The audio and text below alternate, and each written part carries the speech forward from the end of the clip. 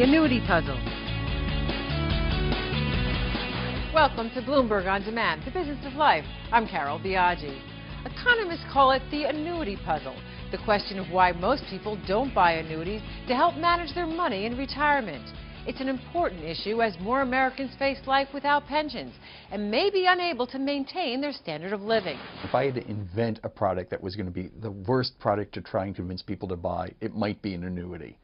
And it's because annuities make perfect sense from an economic, rational perspective. But psychologically, they're just very hard to understand. Columbia professor Eric Johnson says one problem is how annuities work. A buyer has to give an insurance company a large lump sum in exchange for smaller guaranteed payments for the rest of his life. That's an obstacle for people who suffer from loss aversion. The fact that losses feel more painful than gains are pleasurable. And present bias, a desire for rewards you can have now, not later. Brett Hammond is senior economist at TIAA-CREF, which sells annuities. He says the product addresses a key concern for retirees, longevity risk. Longevity risk is the risk that you're going to run out of money before you die.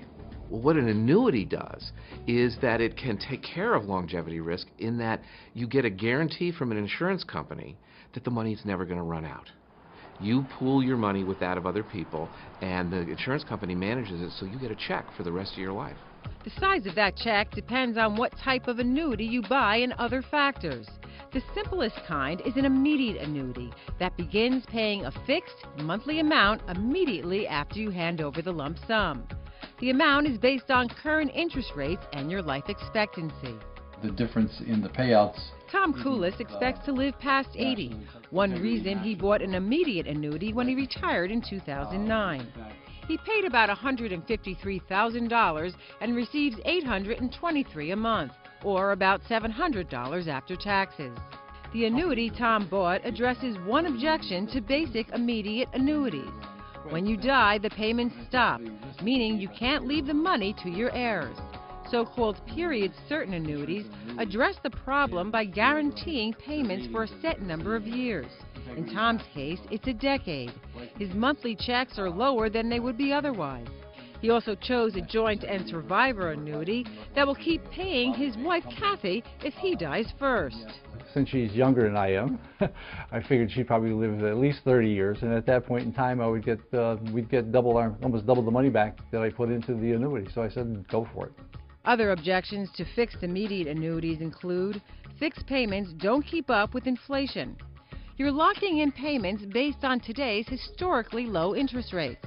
Once you've handed over your principal, you have limited or no access to it. That's one reason financial planner Bill Losey says people should limit how much of their portfolio, if any, they put in an annuity. I think that they should limit the amount of the portfolio they annuitize to maybe 20 or 25% of their total investment portfolio, because once you give that portion of the portfolio to an insurance company and they annuitize it and start paying you an income stream, you've washed your hand of that capital. It's no longer yours, it's theirs. They have control of it. Insurers are regulated by states, and the contracts are protected against default by each state's guarantee association up to varying amounts. Experts recommend checking an insurer's rating before buying an annuity from them.